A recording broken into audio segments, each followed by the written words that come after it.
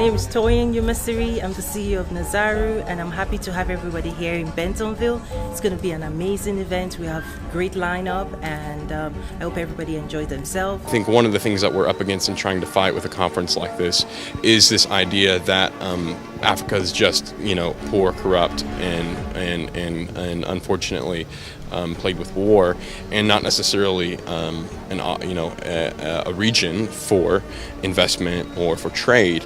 I want to talk to you a little bit about two things: trust and risk.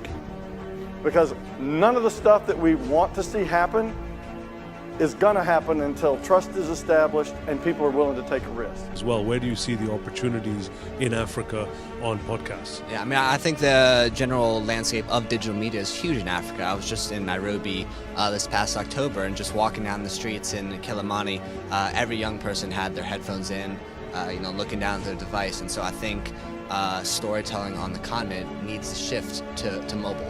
And first, let me say that despite the discussion in the press about Africa's collapsing, the end of the Africa Rising narrative, Africa remains the second fastest growing continent in the world. And you probably know of this very important person in the US who asks, what is the capital city of Africa? Well, there isn't. So the rule of law has got to be prevalent, he said, right? Got it? I said, you have to have zero corruption.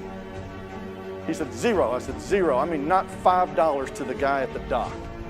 He says, okay, we can do that. And I said, and then you have to have mature tax and regulatory policy. But it's also to create, a works site where people can come in and kick their ideas around and put them up on whiteboards and get advice and consulting and encouragement. A lot of it's just, you need to be in an environment where people are encouraging you to go for it. And we can create that kind of environment. And if you're that guy that is trustworthy, faithful, intelligent, resourceful, innovative, with good interpersonal skills, why can't you do it? My own takeaway and what I hope people walk away with is go. Just go, pursue, and be committed. Be committed to Africa, not one leg.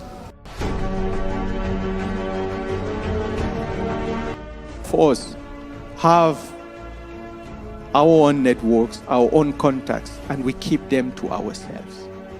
Just imagine if we could just follow her example and pool all our networks together. Can you imagine what impact that could have in Africa?